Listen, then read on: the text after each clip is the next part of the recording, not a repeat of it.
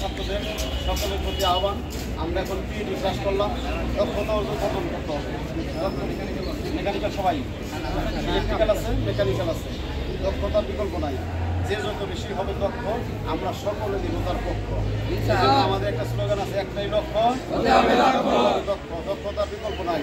MP মানিগঞ্জে হাতে কলমে শিক্ষাকে দক্ষতা তৈরি করতে হয়, ভালো রেজাল্ট করতে হবে, ভালো মানুষ হতে হবে, বাবা মার কথা শুনতে হবে, সৎ কাজ করতে হবে, সৎ পথে চলতে হবে, সৎ দক্ষ ইঞ্জিনিয়ার হবে ইনশাল্লাহ। আমরা সবুজায়নের জন্য গাছ লাগাবো, সর্বদা সত্য কথা বলবো, মানুষের উপকারে কাজ করবো, হাতে কলমে শিক্ষা গ্রহণ করে দক্ষতা অর্জন করবো।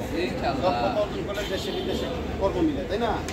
দেশে বিদেশে আমাদের যে দক্ষতা, সেই দক্ষতার প্রতিষ্ঠিত কার্যক্রম আমরা সুনামের সাথে কাজ করবো ইনশাআল্লাহ। প্রতি ধন্যবাদ।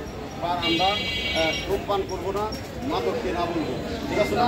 মাদক মুক্ত সমাজ করবো, সকলে হাত মিলা প্রবেশ করি, হাত তোল।